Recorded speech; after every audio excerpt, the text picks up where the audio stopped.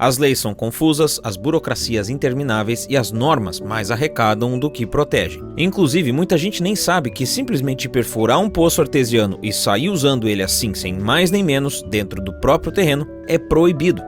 Muita gente acha que pode sair furando, mas na prática o buraco é mais embaixo. É preciso uma autorização do governo para poder se utilizar da água. E além disso, é um processo caro, demorado e cheio de papelada. O problema é que, entre a boa intenção e a realidade, o sistema virou uma armadilha. A água que está embaixo da sua casa não é sua, o uso depende de autorização e, mesmo assim, milhões de brasileiros ignoram a lei. Não por maldade, mas por necessidade. Então, por que tanta gente perfura poço ilegalmente? E será que a regulamentação protege a água ou protege os lucros?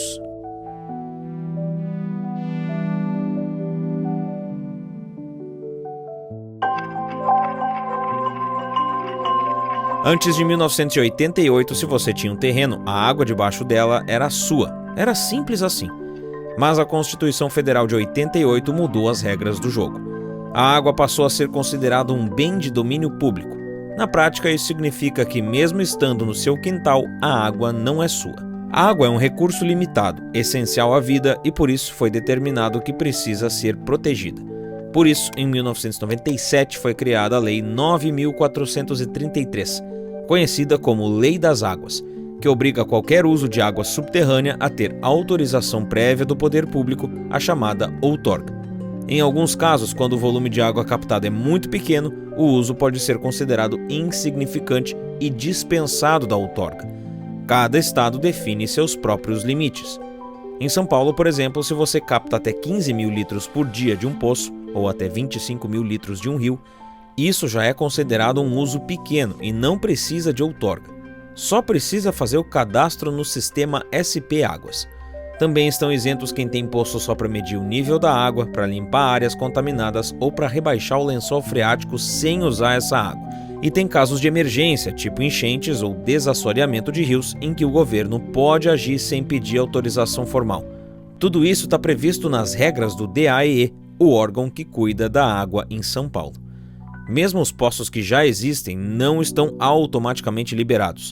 No Rio Grande do Sul, por exemplo, a resolução CRH número 402 de 2022 permite uma regularização provisória para poços antigos desde que o responsável faça o cadastro no sistema de outorga do estado até o fim de 2025. Isso dá um prazo para se adequar, mas não elimina a burocracia. Até quem já usa o poço há anos vai precisar apresentar estudos, documentos e dar entrada no pedido de outorga ou de dispensa. Essa é uma daquelas regulamentações que até fazem sentido. Elas não são apenas mais uma maneira de controle estatal. A ideia é evitar a superexploração dos aquíferos, controlar a qualidade da água e garantir que esse recurso continue disponível para as próximas gerações. E existem razões técnicas para isso. Isso porque o poço é uma fonte finita. Depende da recarga dos poços e da água da chuva. Se todo mundo tiver poço, a água embaixo da terra seca. E tem também o risco invisível, a contaminação dessa água. Então, no papel, a regulamentação até tem o seu propósito. Mas aqui começam os problemas. Essa regulamentação criou um conflito de interesses gigantesco. Se todo mundo tiver poço, a concessionária não ganha com a distribuição da água. Regularizar um poço artesiano no Brasil é caro, demorado e complicado. Isso é um dos motivos pelos quais 88% dos poços no Brasil são irregulares. O processo pode custar dezenas de milhares de reais, sem contar possíveis adequações técnicas, e envolve muitas etapas: licença de perfuração, estudos hidrogeológicos, laudos técnicos, análises de qualidade, outorga de uso, cadastro em múltiplos órgãos, instalação obrigatória de hidrômetro. A lista não acaba. Só para você ter uma noção da complexidade, mesmo em uma praça pública que usa a água do poço apenas para vaso sanitário e irrigação, precisa de autorização do Estado. E tem mais, apenas o governo do Estado pode autorizar. Os municípios não têm essa competência. Ou seja, mesmo conhecendo melhor a sua realidade local, a prefeitura da sua cidade não pode autorizar o seu poço. E aqui a coisa fica interessante. A Lei 11.445 de 2007 estabelece que quem tem ligação com a rede pública não pode usar fonte alternativa de água ao mesmo tempo. A lei fala que a instalação hidráulica predial ligada à rede pública de abastecimento de água não poderá ser também alimentada por outras fontes. E ainda assim, quem tem poço regularizado e não usa a rede pública ainda pode ser obrigado a pagar a taxa de esgoto para a concessionária.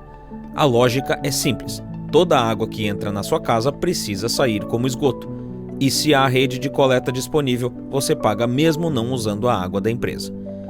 Mas nem tudo é conspiração econômica. Existem preocupações técnicas reais que justificam parte da regulamentação. O risco é real. Poços muito próximos podem interferir uns nos outros, reduzindo a vazão disponível.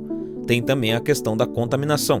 Dependendo da região, os poços podem estar expostos a rejeitos industriais, fossas, agrotóxicos ou combustíveis. A água contaminada com metais pesados, nitrato ou coliformes pode causar sérios problemas de saúde. Em situações de estiagem, o problema se agrava.